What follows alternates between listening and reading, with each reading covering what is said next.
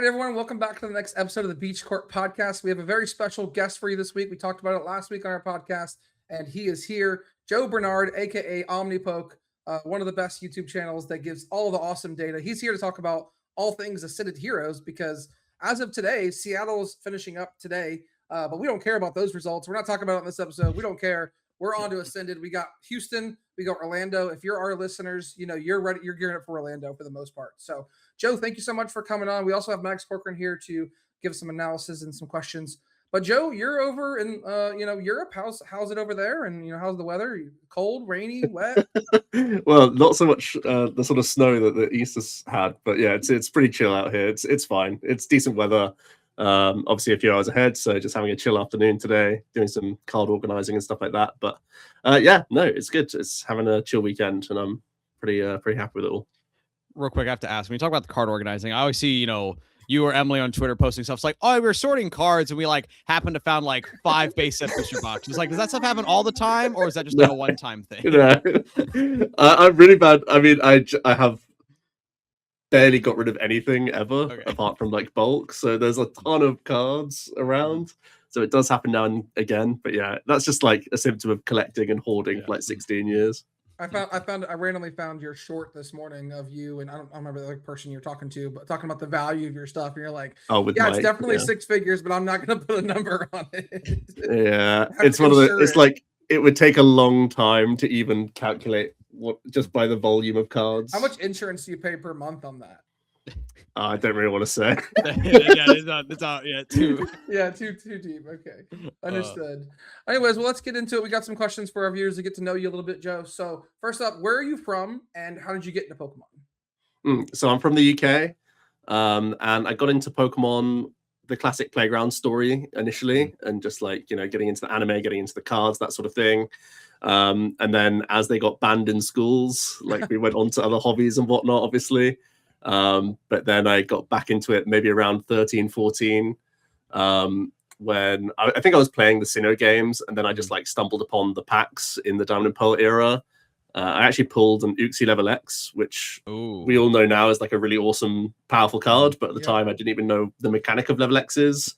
But because of that card exactly, my internet searches got me towards article sites and competitive. So I basically learned the rules just from the fact that I pulled this one card, and that sort of led me down the competitive rabbit hole. Love it. So back then, what was the competitive rabbit hole, right? Because I know I've only been playing since Sword and Shield base competitively. What was the competitive back then? I mean, you have Reddits, Facebook groups. What were the best? What was the best way you found information? When you started playing. Yeah, there were definitely article sites and forums. So Pojo forums and Six Prizes articles. That was the site at the time. Six Prizes for sure. A lot of it was free content back then. There were other article sites as well, but that's the one that's the most vivid that I would look at because they had really in detail tournament reports, which were really, really insightful. Does that still exist today? I think it might. I don't know, to be honest with you. We've come quite a way, but Six Prizes used to be the Bible for a lot of players. Still there. They got content. Christopher Schmansky's making articles there. Yeah, there you go. Okay. All right. I love that, you're digging into the competitive rabbit holes, and so many people today, when they're digging through competitive rabbit holes, are finding your channel and your content and events. So I love it's a full circle moment of giving back. Well, YouTube was definitely also a big impact for me. And I didn't really, because I was getting in as a young teen or whatever, I wasn't able to drive around, and there wasn't really local leagues or anything in person for me to get to. And I played football and did karate on weekends. So my parents weren't really driving me to these sorts of places when I was younger. So most of my interaction in my early years of playing was just online and on Skype. That's how I met Jack, who I run the channel with. And most of my getting to know the game was through YouTube content. So a lot of those early creators like Jay Witz and Puka and Pokemon Dan from the UK, these were my core inspirations and my sort of way into the hobby. And I think that's why I'm so connected to YouTube personally, because that was my entry in, and I'm trying to give back in that sort of way as well. Yeah, I love that. Yeah, watching the PTCGO vids of Puka or J-Wits, I mean, that was good for me Definitely. too. And Yeah. I ended up taking a larger break and then kind of coming back. So Mhm. you said you kind of got back into it for like Sinnoh, or it was like Diamond and Pearl, like your favorite games, like Uxie, one of your favorite Pokemon, or have your tastes changed maybe since then? Uxie's whatever. I do really like Sinnoh. Like I've got hundreds of hours into Sinnoh. My favorite Pokemon is Empoleon from that gen. Ooh, So yeah, there is definitely some Sinnoh links there. Yeah, definitely great games. So Empoleon EX, are you like cooking the secret, deck for post rotation? You got. I wish it was better. I do wish it was better. Like Empoleon, when like the Diamond and Pearl Empoleons were all really blessed. Also, we had Diving Draw, which is the like original trade, right? So he's had some good cards. Iconic, yeah. Yeah. He's had some cards in his day, but I feel like it's been a while. I mean, since the he's been super Empoleon V relevant. haunts me all the time. Like I remember. Yeah, that was more of like a grief tech than anything else. Yeah, I used to like hate when that was in decks. I was playing Lost Box and stuff. It's like, bro. Yeah. So what's your favorite like childhood Pokemon memory? You said you kind of, grew up, and got into Pokemon on the playground, right? Do you have any core Pokemon memories from the playground that really stick out to you? Yeah, I mean, there are a few. I mean, I literally remember being handed my first card, which was a base set Machop, and that was because my brother got the 2-player starter set, so had the whole thing and realized he had 4 Machops and gave me one to like sort of shut me up about it. Actually, I don't need 4 of these, right? Yeah, I will never need 4 of these. And I think another one stands out to me it's a really bizarre one, but I went over the handlebars of a bike and had a massive like bruise on my chin. So it looked like I had a beard, but it was just bruising from my chin. So I was off of school those days. Like my mum got me a Brushfire theme deck, which had the Ninetales in. I thought it was a major scam because it had Charmeleon on the art, so I thought there was a Charizard in there, but it was a Ninetales instead. But yeah, I vividly remember getting that theme deck and being really happy about it. And those theme decks of like the partial evolution lines were just like so trolling. Yeah. So I mean, especially Charmeleon, like, you got Scratch for like 50 or something, right? 3 energy, like. Yeah, and then like I didn't even know the rules when I was growing up, so like it was mostly collecting and trading. Yeah. But I played the video games a lot as well when I was a kid, so I remember spending tons of hours doing bases in Gen 3 and like Ruby Sapphire, going like linking up and going to your brothers and friends' bases. That was always fun. Did you ever trade for like a fake card that you didn't know was fake? I mean, looking back, I have like a small wedge of like fake cards, so only a very, very small portion. It wasn't a big thing. I know, like today, my nephews are like younger. I'd be like, "Oh, I got this 1,000,000 HP Charizard, yo! It's gold, and it's." We just talked about Maddox on Thursday. One of our friends, Nick, he's got a whole page of them, right? It's like, oh, look at that page! It's so rare. I feel like they've got better. Like when you go to like Tenerife or other like random countries, so they have their little markets and they still have them a lot. You see all that stuff, yeah. My friend, it's funny. It's like, and the cards are getting better to the point where it's like, Shady Dealings that telling you that looks completely normal, except it has 1,000 HP. Yeah, it's like why? Like I don't know, but it just does. Broken. Okay, so kind of shifting back to like some of your, getting into the game, the upbringing there. So again, you watched a lot of J-Wits. You called out Puka and I think it's Pokemon Dan. Pokemon Dan. So I mean, I guess are any of those kind of like your biggest influences getting in? Have you had a chance to have a sit down with any of them? I'm sure. I think you've probably cast with Puka at some point before. So that must I mean, 100%. So the first time I casted in 2016, Puka came over to UK Nationals, and it was like a real like meeting your hero moment for me. Nowadays, I get to see him maybe like once a year or so, and it's still like he's an amazing person and has still just like incredible stories about Pokemon and has this like photographic memory of games that he played like 20 years ago. Oh, really? And it's just like he's still just like such a student of the game and just loves like the wacky nonsense. Like there's stories of him. There's a old post on one of the forums where he and Jason Klaczynski had like this best of 500, and it was like bizarre. It was a mixture of like stand at the time, and then they would like give each other random challenges of formats and stuff. Like he's just such a like great feels good guy for the game, and that was like reflected in his content when he would do the meme decks, he would do the good decks. He was way ahead of his time for his content, right? Imagine doing best of 500. That's crazy. I mean, it's so cool. I think they abandoned it after like 200 or so games because Puka was way ahead actually, which is awesome. Yeah, there you go. Yeah, I was thinking they get tied at 250 and like, well, I guess it's got to play another one. Yeah. we should start a best of 500, Maddox. Yeah, No, exactly. not at all. And I have met Jay Witz once or twice. Mhm. I've cubed with him, which is cool. And I've met Pokemon Dan as well. He's gone on to be this massive Minecraft YouTuber, right? So he's like a multi-millionaire. Oh, that Dan. Okay, yeah. Yeah. I forgot his background is Pokemon. Yeah. He does still play Pokemon every now and then. He sort of has to go incognito with like a hat and stuff, and it's kind of chill. But it's one of those things where he's almost like camouflaged in a like room of Pokemon people. So that's like a bit of a release for him. But I'm on like a casual talking basis with him. Nice. Love it. That's cool. And it's funny to hear you say, right, so many people listening to this would be like, oh my gosh, I would love to be able to sit down and, meet Joe and things like that. And then, and you're still giddy in the same way for some of, the old heads in your head. And Definitely. I'm learning there's always an older head that, can go back and has a little more history, right? So for sure. But I mean, I think that speaks to your success as a creator and a caster, and glad you've had a chance to like get into the game and then meet your heroes. So props to you to continue to do that. Yeah, I mean, we all share the same hobby, right? So it's like just talking with anyone. You should never feel like intimidated or whatever to come up and chat to someone, because ultimately we share the same hobby. So we're going to have tons of things to talk about no matter what. Yeah, that's true. Is there Everyone always has that bad game they can talk about. So, oh, bro, I got so unlucky. Oh, yo, bro, I had a 5-card deck and I Pokegeared and somehow missed. Is there like one person that you want to meet and talk to for an hour that you haven't had the opportunity to yet? Oh, interesting. I remember in Japan for the World Championships, I tried to get a picture of Daichi because I commentated his final in London, and he refused a picture, and I was like so devastated. Oh no! But so you need an hour sit down with Daichi. Yeah, I want to chill with Daichi. He's since like cubed with us and stuff, so I think it's not like we were on bad terms. I think I just caught him at a bad moment. He probably just had it like all day or whatever. But yeah, I think getting in touch with more of the Japanese players, I think is definitely a big deal. And maybe just like more locations that I haven't been to, like going to some of these like LATAM tournaments and stuff like that to experience it a bit more. Like I did with some of the early LAICs, but I feel like the landscape has completely shifted. It's changed. So getting like a more broad spectrum of players that I meet, I think is the thing that's like most interesting to me. Awesome.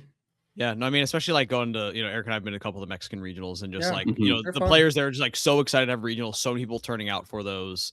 I mean, and just excited to like, meet, I mean, obviously, when folks like the Rahul or the, bigger names show up, they're always trying to meet them. But even just like when they sit down across from American play, like, oh, so cool. Like, what's your background? What got you here?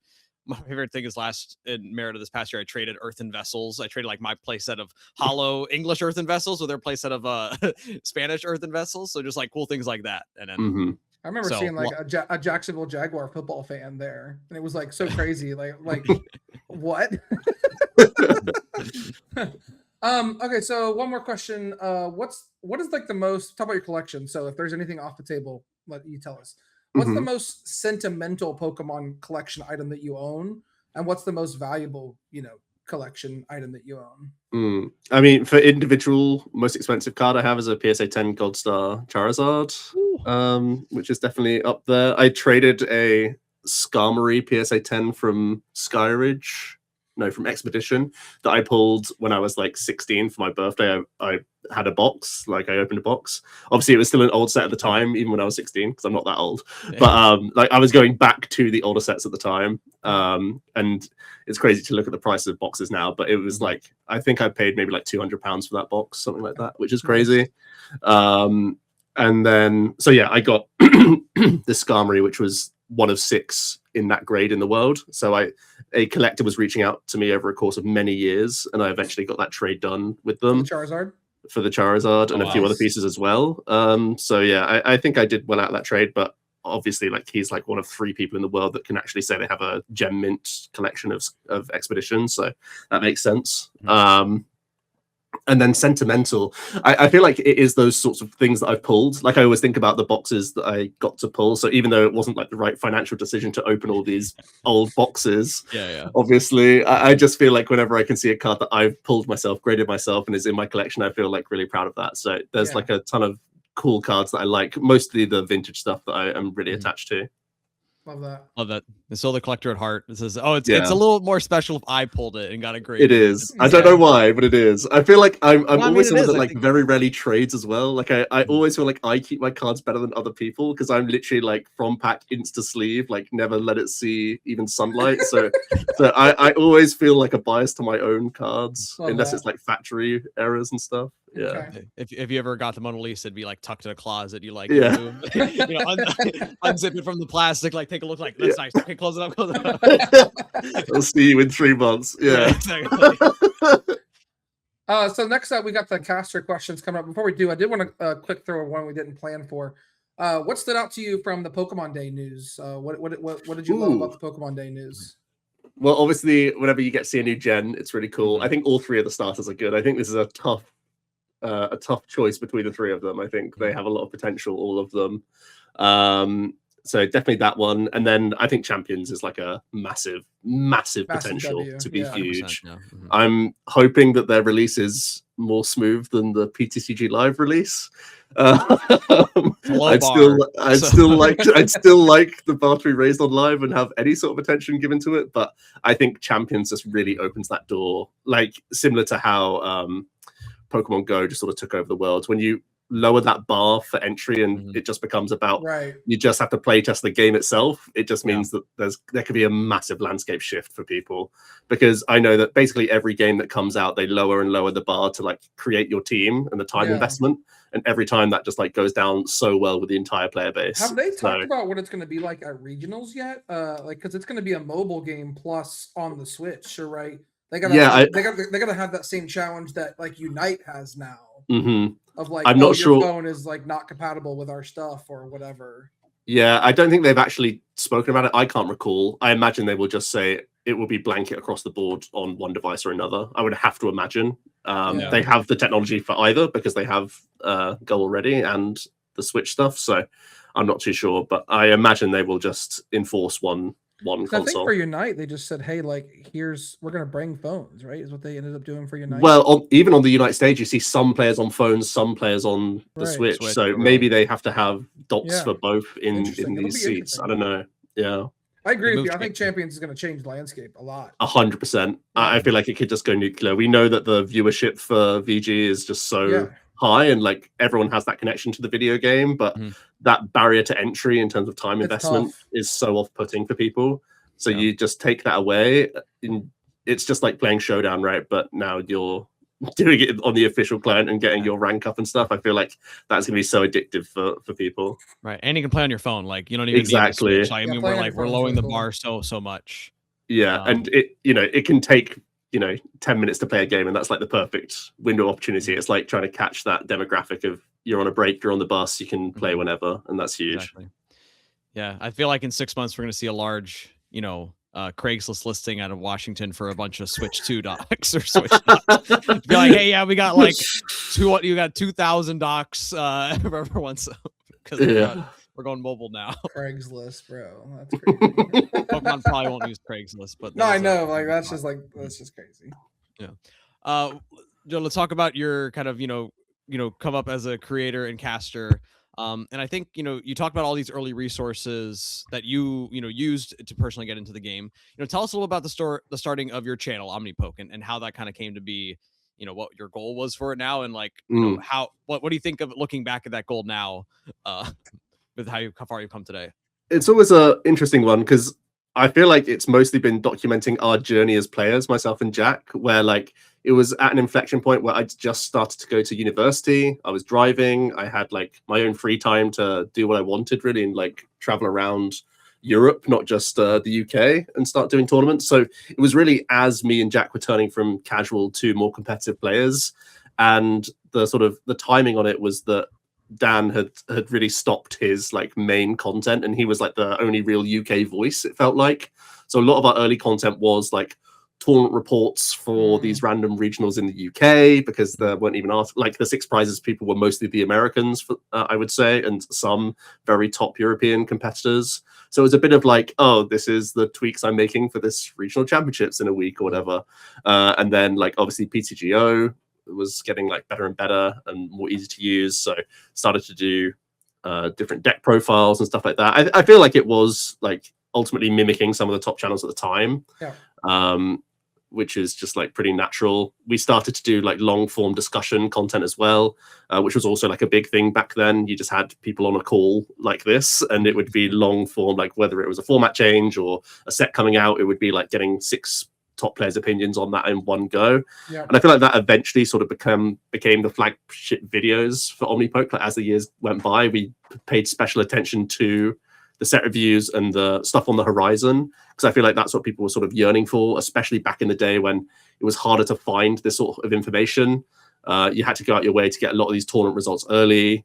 Even finding Japanese results was really tough. And now it's really easy. We know the links to go to. Limitless basically curates it all for us anyway now, so it's all really easily done. And it's literally like, within like 2 clicks, you can get all the information you'll ever need. But back then it was tough, and it involved mostly you doing your own testing to try and even have any inkling. So I think that was really where the channel was like most valuable to people, in terms of we were there doing it earlier than most. And now, like, PTGO to live has been a strange transition. I still sort of am a bit down about it. I feel like there's so much more opportunity within that client to make it so much better. Yeah. And ultimately, that's the shop window for basically every new player in the game. So the fact that it's still not their top priority is bizarre to me. But I mean, it's changed the way my workflow goes. And now that I basically will post-record everything, so things are in a way more polished and more curated, because I can pick the matchups that I want to show to like demonstrate the decks in good light and bad light and like the strengths and weaknesses of it. But now it means that I do things on ×2 speed and post commentate. So I feel like my battle videos are quite different from most other people that just sort of like click on the ladder and their 2 games they get are their 2 games. So it's given me the opportunity to try different stuff. But I think that's still things that me and Jack are talking about and working on, because there are ultimately more frequent content creators that have the opportunity to do more deck lists and just pump out like live stream content as well. There was a few years where I was doing weekly live stream content. We were like, again, some of the more early ones to develop that sort of Twitch channel. So I think me and Jack are still like going through this like identity situation, being of like, well, we're not the most frequent, we're not the most we're not the best players anymore in terms of like producing the content with as all as a very frequent option. So we're trying to like see where we're at in the ecosystem, because it feels like a lot of content creators do the same thing, whether it's like, when the tier list is coming out, what week it's going to happen, what week the top 10's coming out, what week the tournament results are coming out. I feel like trying to find a different path is going to be the next sort of thing for us this year. Love that. Looking forward to it. Yeah, I mean, you stood the test of time before, and and I still tune into, you and Jack, and when it's the new sets, like, hey, here's our, Omnipoke rating of each of the cards. I'm like, hey, is there a card I'm not thinking about? Is there a card that I need to like make sure I'm not bulking, things like that. They said, even though the information is easier to get now, I think that like that piece of content you make especially is, I think, valuable. And that I didn't want to sound too much like a doomer there, but I'm having these conversations with Jack at the moment about like, what's really the point of us with so much information around these days? I think it's a valuable conversation to have, right? And I think it is. Here, like, what drives people to tune in, right? Like, there's so many people doing it these days. Like, you have to find a way to diversify and make yourself stand out, right? I mean, most of our listeners found us because randomly I was at Merida when there was no stream, and I took out my phone and started recording the stream, right? Like, it's funny how these things come about. So it's just like, how do you keep different? I have lots of thoughts in my head. So how do you execute them is the problem, right? But then me and Jack still keep our channel as like a hobby more than like a business. I tried for 9 months to do coaching and just daily content and streams, and it wasn't a workflow that I enjoyed. So like, I know that it's only ever going to be a side project for us, and that limits the sort of things we can do in a realistic amount of time. So let's talk about casting and your content. So how do you use your content to help you prepare for like casting? Like, I assume it's going to help you in a certain way. So I suppose they intertwine quite a bit. I mean, essentially, both with the channel and with casting, I take the approach of like being the player perspective. So basically, all my casting prep, or the majority of my casting prep, is just learning the matchups of basically every top deck, researching the tournament results of players as well as the deck lists, and basically just trying to be as finger on the pulse as possible. Like, clearly my role within the casting is to be the analyst, but in the pairing more often than not, I would say.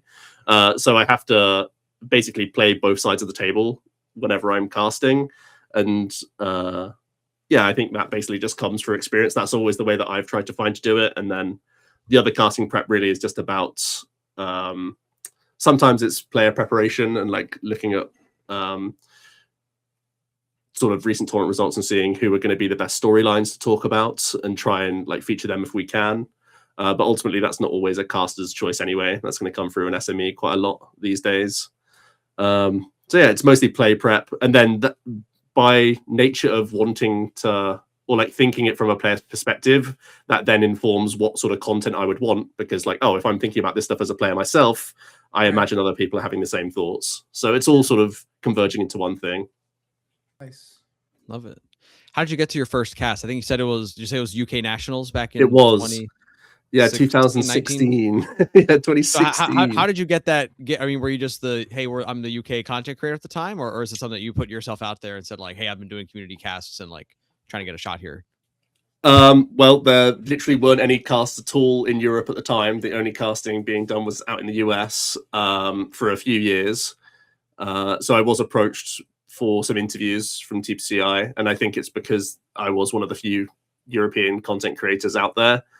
So one of the few like known names. I also think that I have to give massive credit to Ross. He was one of the few people that was doing grassroots streaming at the time, or grassroots gameplay like commentary at the time. He also did UK Nationals the year previously, just off his own back.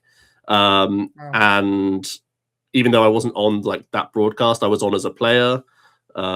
Interviewed, knew Ross like really well, like spoke to him a lot as like two content creators, and I think he also sort of tipped me off back then. So I do have to give him massive props for like getting my foot in the door in a way, getting me that initial interview. It was multiple interviews, and I feel like I did quite well in them to get that opportunity. And ever since, I'm like trying to prove why I'm worth being there. I love that. Well, I think you're certainly doing that. So when you go back to that like casting, was that like a dream to be casting, or was this kind of an opportunity you had? And so that was your dream, like, once you saw it happening in other places? I think it goes back to the fact that because I was only ever watching the US guys and never really thinking it was coming to EU, just because the scale out in the US was so much greater. And it was so like there weren't even people doing grassroots streams in Europe at the time because it was just so much work. Limitless would come like far later down the line. But essentially, it was basically just the Top Cut did it back then. Puka did it for US Nats if it wasn't official. That was essentially all there was at the time. So it was not even a pipe dream. So getting the chance to do that was absolutely awesome. And like I said, at that time, I was still like relatively new in playing. I started to get some regional results and whatnot, but they were much smaller back then. 2016 was my first World Championships invite as well. So I was really like still like quite new in all things considered. So to be, you played at World? Yeah, I did. Yeah. So the fact that I was getting an opportunity quite early on was really really amazing, especially because you're looking up to the Sable Houses, the Hostways at the time, all these sorts of players who were people who were casting. They were big inspirations for me to even get in the game. So to be sort of among that was a big responsibility and really cool. Yeah, now you said there weren't even streams in Europe, and now you just off of casting over 4,000 people at the European International Championship in your own country. So I'm sure that feels good to like have seen that go through and develop over the past 10 years. Is there like a most memorable cast you had? Maybe like a ridiculous game you casted, or just like you're casting at the World Championships and you're like, this is everything I've dreamed of? Yeah, I mean, Worlds in London, obviously very special, especially because that was the one just after COVID. So there was that big, like we knew it was coming to London in 2020, it would have been. So to know about that tournament, years to wait and never knowing if like, who knows if when the game comes back, if it will even be back in London again, like everything has changed now. So the fact that it actually happened was just absolutely stunning. Working with Ross, who I'd worked with from the beginning, was absolutely amazing. Got to see Andre in the final winning, who was a teammate of mine, and like I was quite early on Decidueye in Arc Pika as well. I definitely made content on it. Like and so like that was also quite like a nice moment to have, being like, oh, yeah, I can still do that from the analysis side and get a good cast in. So that was obviously very special. I feel like some of the other special ones towards Zoropod was like mind blowing, because I think we featured him in like round 3, and like then and there I had the moment of being like, he is going to win this tournament. This deck is like absolutely absurd, and it's like watching in real time the game completely change in front of your eyes. Yeah. And I feel like that's such a rare occurrence. You like, especially now, like there's so much information Right. sharing, you're not going to be too surprised by anything. Like maybe there'll be a deck that outperforms like your expectation, but you still knew about the deck ultimately, Right. because someone played it on PTGL like the day after release. So like there's nothing going to completely take you aback, but that really felt like oh my goodness, like the card counts he was playing, like he was playing Bridget before anyone played Bridget, basically, like in a 4 count. That was like completely absurd. So yeah, he like completely changed the game in one tournament, which was just amazing to see. And having the like, oh my god, I've got the front row seat to this happening was so cool. And then finals comes around and says, "Yep, just as I predicted earlier in round 3. Here we are, tournament finals." Yeah, it was actually crazy, because I remember he was playing against Igor at the time, and Igor was playing Zoro Decidueye, which was like the one that people expected to be really good. And Tor just absolutely decimated the matchup, and I was like, "This is crazy." Yeah, Like you said, we don't see that type of innovation anymore. Or I mean, not innovation, just like we don't have that surprise factor, right? Like, yeah, I mean, the it's closest we've had normally is when figured he's out. like, "Hey, yeah. I have to come to the States to play this deck," right? Yeah, So, I mean, like that's the closest we've had lately. yeah, he seems to have been able to. He's had a good knack of doing it, right? Even recently, he's surprising people with metacalls, whether it was like early on Terrabox or early on Sablezard, when everyone was talking about other builds of Lost Box. He's done it a lot, so yeah. Yeah, no one's gonna be like, "Oh, Haunch Crow, I never heard of that deck." It's like, well, we don't know about it. It's just kind of, it's kind of mid, but yeah. Well done, congrats on your result. But like, yeah. So let's talk about like post casting, right? We have these feelings when we're casting, and we always want to improve as whatever we're doing, right? And I know, like as a professional, you want to improve in your casting. So, what techniques do you like to use to evaluate your performance and improve as a caster?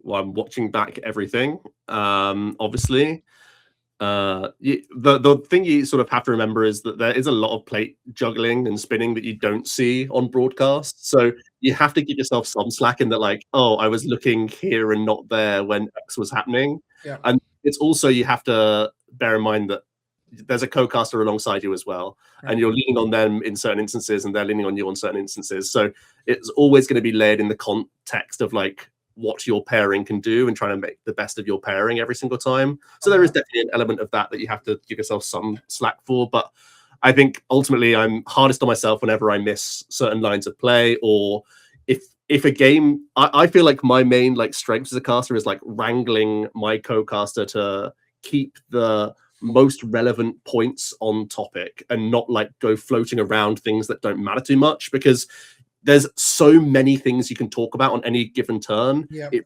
It comes really down to timing of when you're mentioning these things, and not being like, this is going to be relevant in 3 turns. I could talk about it now, or I can wait for the moment and create the hype then.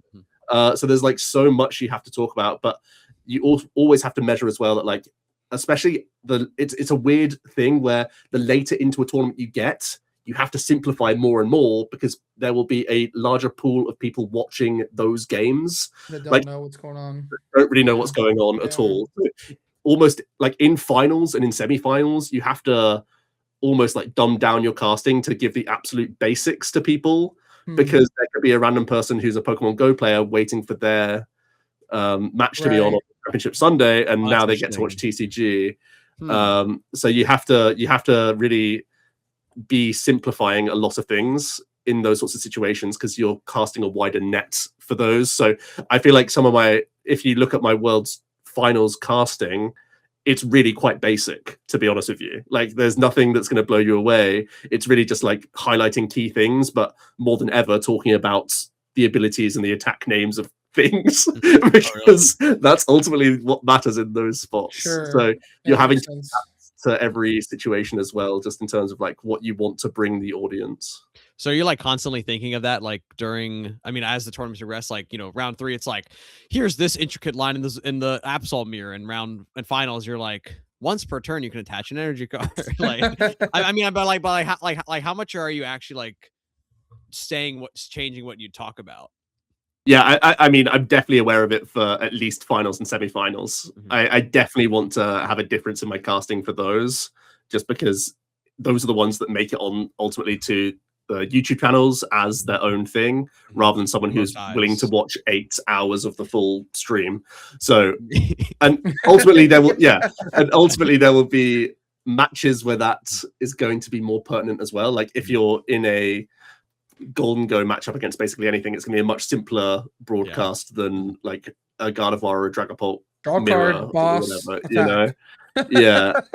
But also you have to bear in mind that like whenever there's a mirror or like a matchup that now we've seen a million times, you have to try and look to find entertainment elsewhere. You can't just go through those same motions because people have seen it 300 or 400 times at this point and done it themselves that many times as well. So it's a lot of like just resonating with what you would think of as a player, being like, oh god, I can't believe I have to sit through Gardevoir or whatever. Like you have to try and find a way to make it interesting for people. So it really is those sorts of things that are going through my head all the time as a cast, and I feel like that's only happened in the last couple of seasons, to be honest. I feel like because I started casting so early, and that sort of golf commentary of like keeping a level tone and like just saying what's happening was the standard for like 5 years. I feel like that, like if you were just better at saying what was happening, that was just good.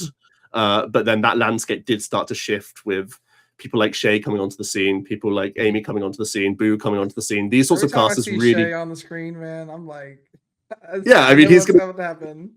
Yeah, he's gonna make it a really different experience for casters, right? And I feel like that landscape shift has now made me more conscious of like, okay, the product here is not just informative, even though that's still my role. It's really still about entertainment at the end of the day. Yeah. My wife doesn't know anything about Pokemon really, but like when she sees Shay, she's like, wow, look at his suit. Like, yeah, wearing today. When you see that, it's like it's pretty clear like what's going on here. And like my dad's favorite caster is Ross, and like he doesn't know the rules, but he just likes listening to Ross. And that will be the case for a bunch of people. Like people will turn on, have an instant like reaction to you as a caster and a person, whether it's like how you look or how you speak or whatever else, and you're not going to change a lot of people's minds. You have to accept that you're going to be simultaneously someone's favorite and least favorite at the same time. That's just not even your dad's favorite. That's crazy. I know. I know. Not even close. No, I do think it's a balance, like you're saying. You know, if you have both people in the booth, that's all the yelling, hype, excitement, is not talking about the context of the game, then you're losing some aspect of that. So 100%. I feel like that the wrangling is an important role for you, perhaps, and as the main analyst on the site. So. Yeah, making that balance, I think, is really important, and I feel like that is thought about a lot from TCI. Like, it's not a surprise that you see certain pairs more often than others. It's definitely something. I feel like in the US, you have a lot more rigid roles. Like, you will see people always be in their box, whether it's analyst or play-by-play. I feel like in Europe, we're a bit more blurry.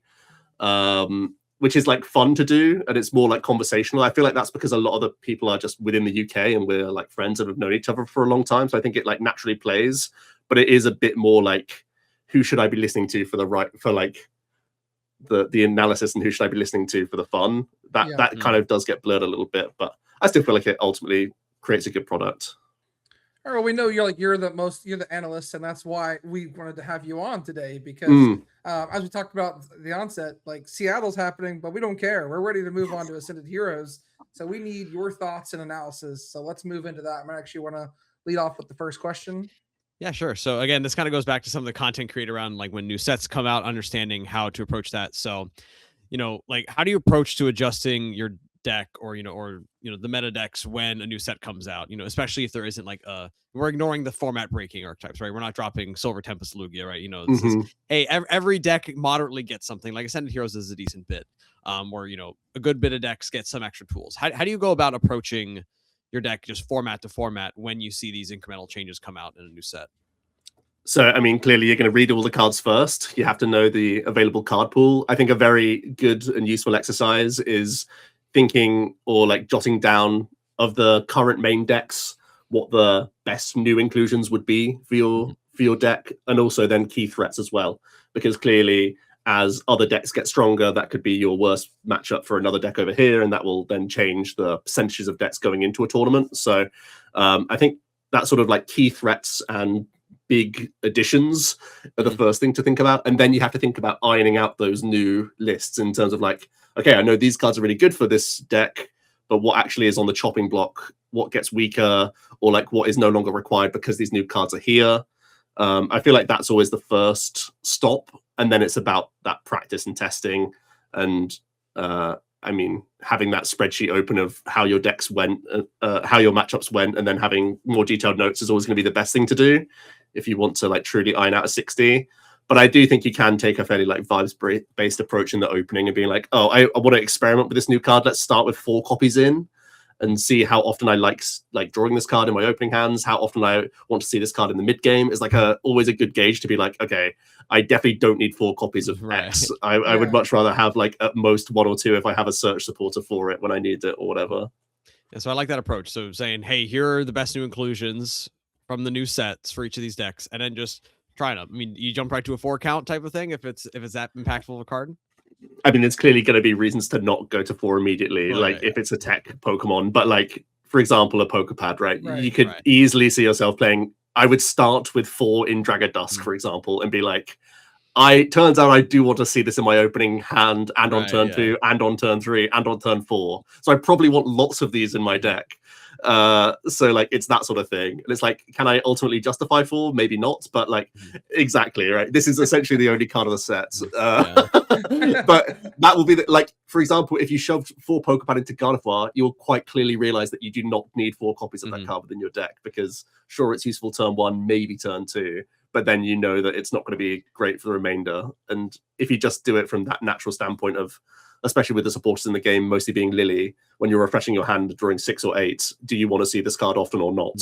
Because Pokemon really is about the first like 3 or 4 turns ultimately these days, and then putting yourself in the most robust situation as possible to not lose to hand disruption or whatever. It's like quite a simple game right now, simply because of the sheer amount of draw that we have. You can bounce back from a lot of situations.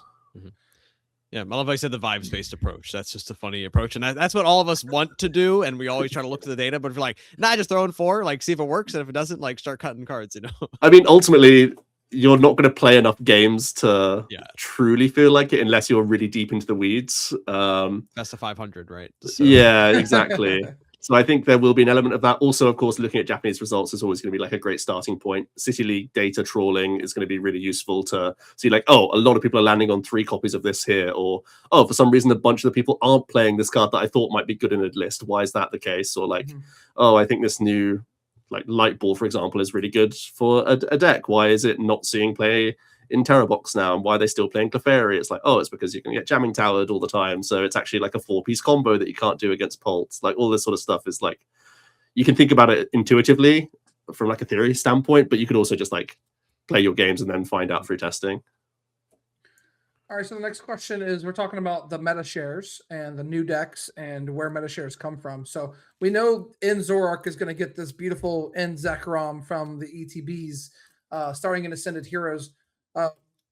Including In Zoroark, what decks do you find that are going to increase in meta share, and where do you think that meta share is going to come from? Ultimately, I feel like Dragapult will remain number 1. I think Pokepad is really good for Dragadusk and also Dragazard. So I think Dragapult stonking to the moon still, because Dracloak's the best stage 1. Pokepad's good turn 1 and 2 for those cards. So I still think those will have very solid percentages. And then clearly I feel like Zoroark and Grimmsnarl are the other like big winners. Zoro with Zekrom gives it much more aggressive dimension. There are builds that even forego Reshiram at this stage and just have like Darmanitan and Zekrom. I even tried a build of just Zekrom to see how that went, just to buy space. Ultimately, I think Darmanitan probably is worth the slots, but Zekrom is definitely like a big threat. And then Grimmsnarl and even just Froslass Monkey Dory become more legitimate just because 70 hit point Snow Run is huge. Pokepad is also really useful. If you look at Sanders' most successful Froslass Monkey that he's played for a number of tournaments now, he doesn't even play TM Evo, and a Pokepad build works so much better than his previous like quad Ultra Ball attempt, because he would just rather initiate Pollen earlier essentially. or just commit energy to more monkeys that aren't in like the firing line early. Just getting an extra benched energy attachment on a monkey is better in Frost Monkey, and even in Grimstyle in a lot of cases. So I feel like 70 hit point last runt is so useful that those are the big winners. I would imagine that they are probably going to surpass like Absol, for example, that we've just seen in Seattle as that like 5th place deck. I feel like Zoro and Grim are probably going to be up there, maybe even overtaking an individual Zard variant. Like if we just had Zard Pidgeot, Right. for example, I feel like we could see the Zekroms and the Grims getting to like that 8% threshold. I still don't think they're going to be like the very best deck. I think there's still issues of Zoro. And certainly Grimstyle still has its awkward matchups, but I feel like they're definitely going to be the ones on the rise. And where do you find that meta share coming from? From the Absols? From the Gardevoirs? Like where do you? Like, Yeah, maybe a little bit of. Really mention much. It's tough, right? Because I feel like Charizard is going to be in a worse position because Grimmsnarl and Pult increase in play, I would imagine. And Zoroark's not even a great matchup because of Watchtowers that probably still stay in the deck. So I think there will be a small downtick in Zard. Possibly a downtick in Guardy as well, just because there's more dark decks. Yeah. Maybe just Diancie comes in and you're still fine. But we'll sort of see about that. I think that will be the sort of main mover. I think a bit of Dengo downturn as well is reasonable. Like, even though it's okay into the matchups, I feel like it gets worse into Zoro than it has been. Yeah. And even then it's not that secure. So I think there could also be some reduction in Dengo. Also just consistency of Pult goes up, which makes that matchup from like 50-50 to maybe 45. All right. Maddox, next one. Yeah, I know. You posted a lot of videos on your channel. You had a whole Pokepad week. Kind of highlighting some of the. Again, this wasn't hey, we're not really running a bunch of Dragapult or anything. We're trying like some of the new off meta stuff that gains a lot just because of the extra consistency Pokepad.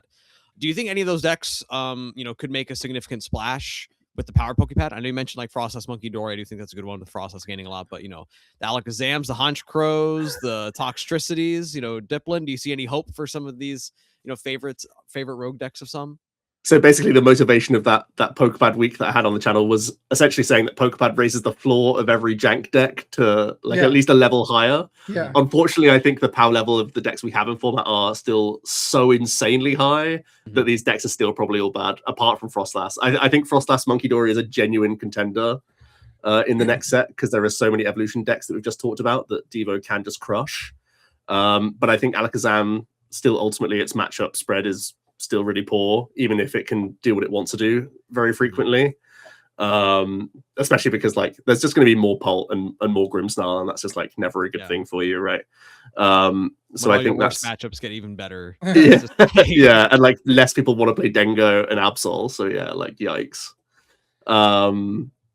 What else was there? Like Conkeldurr and stuff. Like maybe if there's enough Zoro coming out, then Conk could have a niche, but I don't feel like there'll be that much to make it worthwhile. It's Conkin time. Amy Wasney, she's gonna bring it back. She was loving that. Yeah, it was. I feel like Frostlass was by far the best performer when I tried all 7 of those decks, and then Conkeldurr was like second, but a pretty distant second. Okay. Oh, so you mentioned like obviously Pokepad's crazy strong. You mentioned Snorunt. What are some of the most underrated cards that are coming out of Ascended Heroes that people really aren't thinking about, even maybe not now, but for future, right? Like what are some of those cards from Ascended Heroes like players should have their eyes on? Underrated is interesting. So I feel like most people don't rate things that highly. I mean, if people aren't rating Spectria, I think that card is insane for Gardevoir. Even though Gardevoir's positioning may be in a bit more threat, I think that card is just absolutely massive. The sort of downside is that it's only really great in like mirrors, and it will be very good against Grimmsnarl as well. Here, I'm going to pick up this card right now. Yeah. Essentially, it's like a bigger Screamtail. It doesn't just get pinged by Monkey Dory, so you can be more liberal with your Spectria, and it discards energy from itself, so it reloads your own. Oh, that one, Monkey Dories. So I think that card's really good. In terms of future potential, I mean, I think Mega Ordino EX has a lot of future potential because it's coin flip acceleration, but I do think the fact that you can end up vomiting 6 energy into play is inherently unfair. Maybe there's too much Mega Lucario post row for it to be useful and like the only thing that keeps it in check, but you could definitely see a Kangaskhan Bufalon Audino deck like be a thing, perhaps, if you have the right type coverage in your list and just have like Clefairies to back you up in those sorts of matchups.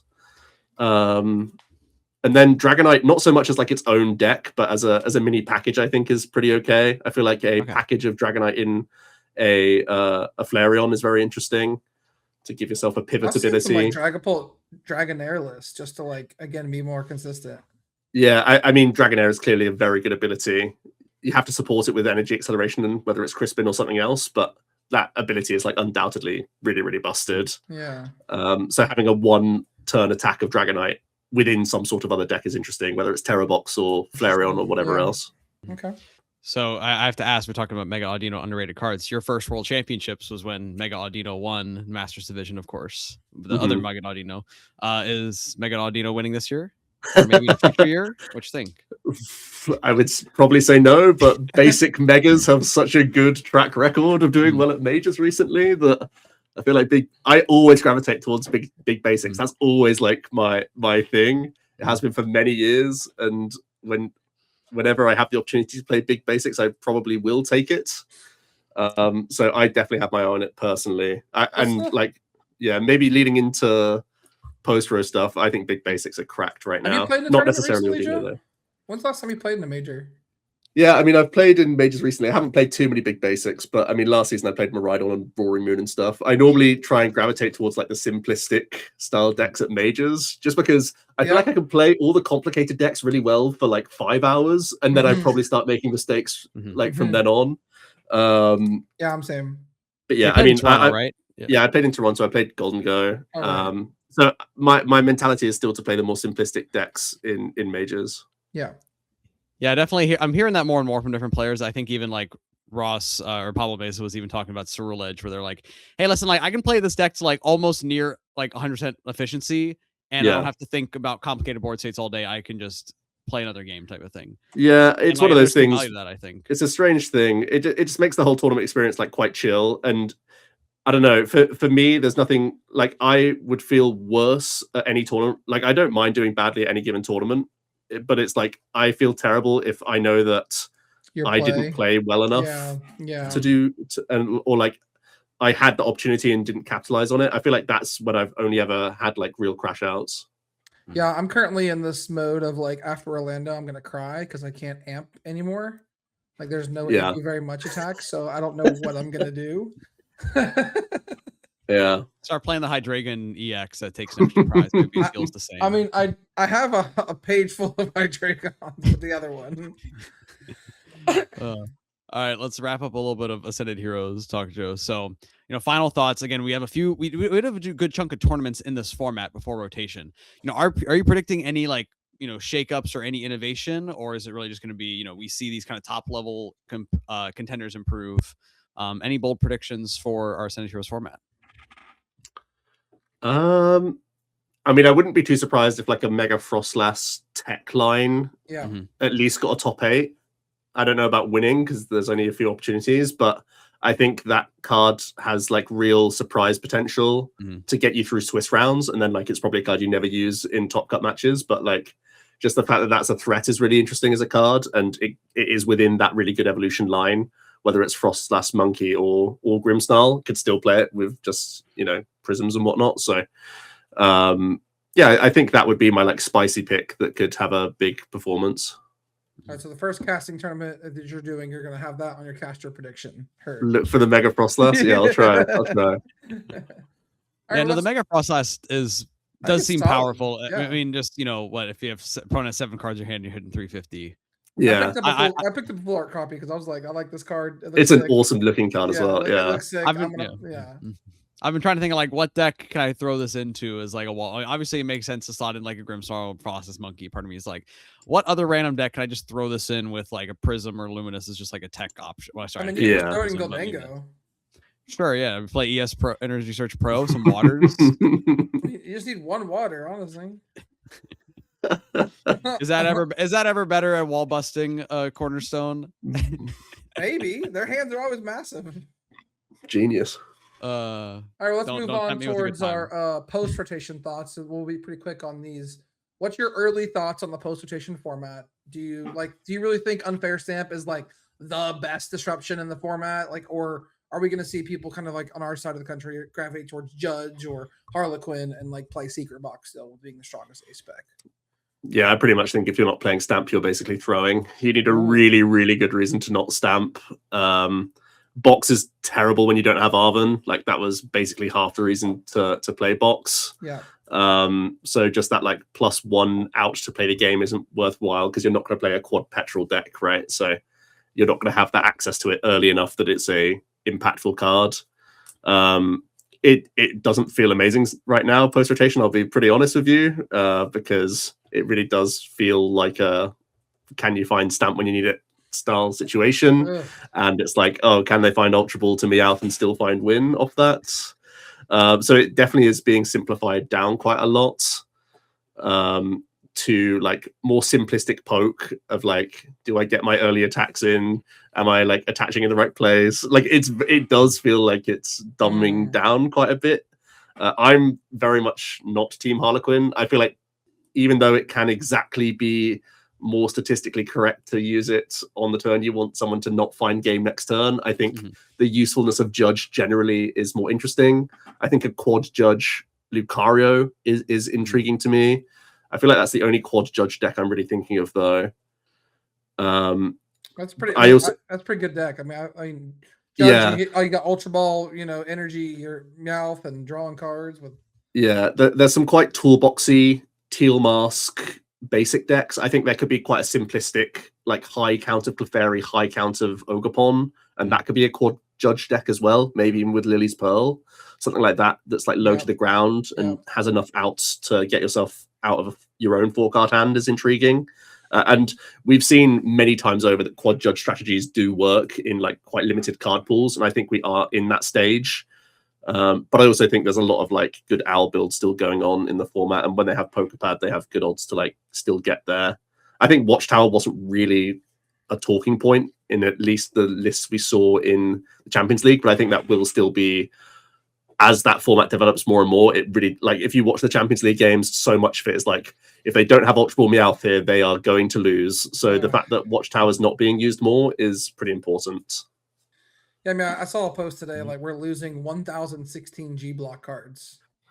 Yes. That's a crazy card pool. And it's like, 4 of the best decks we have in game immediately being Thanos snapped. Yeah. This is like, I know I feel like I say it most rotations, but I'm like, this truly is one of the most impactful rotations I've ever experienced. Yeah. It feels like we've had a lot of those lately too. And just in terms of how it changes the game. And it's one of these powerful decks that just, like, right, Mew Max played until it rotated. Regidrago V-Star, absolutely running the format, then rotated, right? And now Dango, Gardevoir, Zard, right, have run most of the game the past 3 years. And I'm so ready for Gardevoir to be gone. Like God. I cannot wait. But Monkey Dory stays. That's fine. That's fine. It's not fine. It's not fine for other reasons. You'll learn. Yeah, Dragapult is now Gardevoir. That's the problem. Exactly. Joe, if we want to fast forward you 3 weeks, right? We're gonna Thanos snap you to perfect order release date. What's that first deck you're booting up on PTCG Live to play? First time I play post row.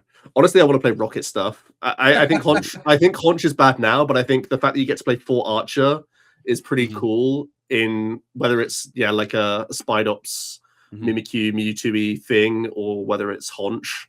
I think Haunch has its like inherent issues, obviously. But when you only have to get around 1 stamp in the entire game in some instances, you impose your strategy quite a lot. So I think Rocket is actually low-key pretty good next set. Sweet. Awesome. I'm excited to hear that. Oh yeah, we love Rocket. I was dealing with Joe the other day about his Haunch Crow list and what he was cooking up. So and we'll jump ahead to your way too early prediction. Prague first major in Europe. You may or may not be attending or casting. You couldn't tell us if you were, but what deck do you think, if you had to pick one right now, what's winning Prague first tournament post rotation? I mean, it's kind of stupid to not say Dragapult. I think Dragapult is definitely like the best deck. Now, the way in which it's packaged, whether it's like a Dawn. I don't mean Dawn. I mean like a Noctowl Wellspring build that we didn't really see out in the Champions League, but was doing really well in early city leagues, or whether it's just a Dusknoir. I feel like Dusknoir's a little bit worse than playing like the Kangaskhan Lati package that you can have for like early game attacks and then type coverages and Monkey Dories. Just because like Kang is such a good sponge, not many decks can do something turn 2, and either they choose to pass into you, which is great, or they punch you and give you monkey fodder for your Crispins. I feel like that has a lot of legs. All right, Very cool. You heard it here All right, first. Who knew? Dragapult, come on. Whoa, it's the one deck that doesn't get Thanos snapped. Just still good. Whoa. Yeah. I felt like that was like Azul like saying boss and Fez. Right? Yeah. That's Oh what that god. was. Like these I are feel like your he's the only cards, one that could get away with that. What cards do you think are gonna be good first rotate? You could have said, I think Unfair Stamp and Bosses and Orders can make a real impact in Prague. You heard it here first. All right, Years of experience for this. We're wrapping up here, Joe, but we want to give a quick shout out for you. If you want to shout out any of your channels or promotions, or where can people find you, best way, all those things. Yeah, so always appreciate any feedback for the casting. So if you can even just shoot me a DM. I'm on Twitter, Omni_Joe. The YouTube is Omnipoke. Twitch, although we really don't use it much anymore, is Team Omnipoke. And yeah, I think it's going to be an interesting year content-wise as me and Jack look towards new creative solutions. So yeah, keep an eye on it. Even if you know about the channel and whatnot, there's going to be different stuff coming to it soon.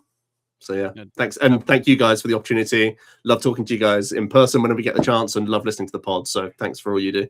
Yeah, I appreciate you listening. Likewise, man. You're a big inspiration for us, so we really appreciate coming on. Yeah, everyone, make sure you check out Omnipoke. Again, great channel. Make sure you subscribe to him. Subscribe to the Beach Court podcast if you are not already. And yeah, Joe, thanks so much for joining. Cheers. It was a lot of fun. All right, well, that's going to do it for this week's episode of the Beach Court podcast. We'll be back next week with full crew. Till then, we'll see you later.